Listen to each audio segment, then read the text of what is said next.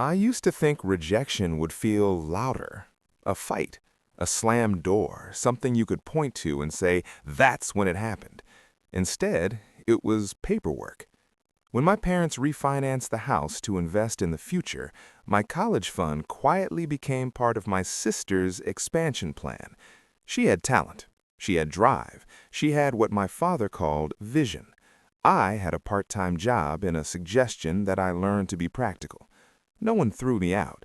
They just stopped building anything with me in mind. At family dinners, conversations revolved around her projections, her partnerships, her growth charts.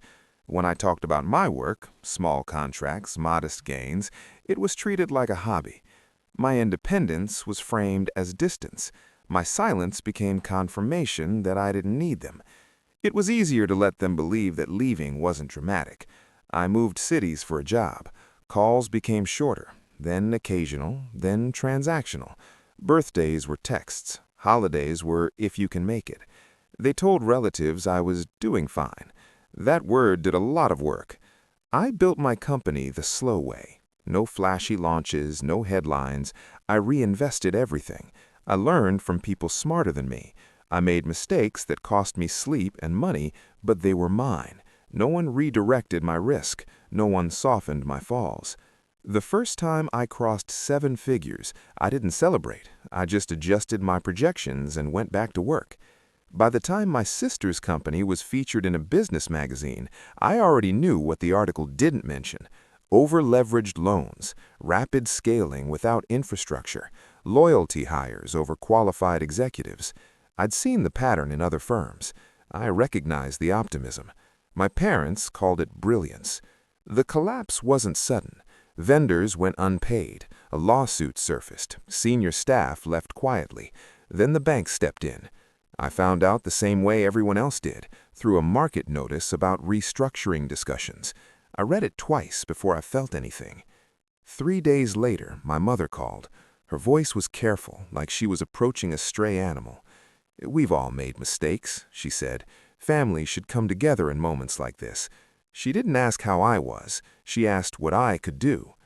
The meeting was scheduled at their headquarters, not the house, not the kitchen table where I used to sit unnoticed. A conference room with glass walls and a long walnut table I remembered helping assemble when I was 16. This time, there were lawyers. My sister looked smaller than I remembered. Not defeated, just tired in a way that ambition doesn't fix. The bank's regional director sat at the head of the table. He spoke plainly. Without immediate capital injection and operational restructuring, the company will enter liquidation proceedings within 30 days. There it was. Not emotion, not favoritism, not potential. 30 days. My father looked at me then, not as the practical child, not as the extra, just at me. I didn't feel triumphant. I felt steady. They had assumed I would invest out of loyalty, that I would patch the holes and restore the hierarchy. Instead, I slid a folder across the table. "I'm prepared to acquire a controlling stake," I said. My voice surprised me with its calm. "Full restructuring authority, independent board, external audit, operational leadership will change." Silence stretched. My sister's jaw tightened. "So you want to take it from me?" "No," I said. "The bank is taking it from you. I'm offering a transition." The regional director nodded slightly. Authority doesn't need volume.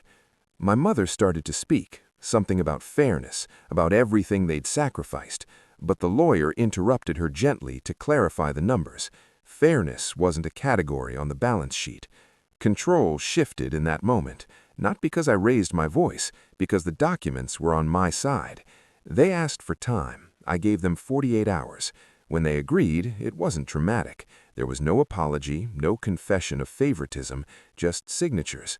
My sister stepped down within the month. Publicly, it was framed as strategic restructuring. Privately, she stopped returning my calls.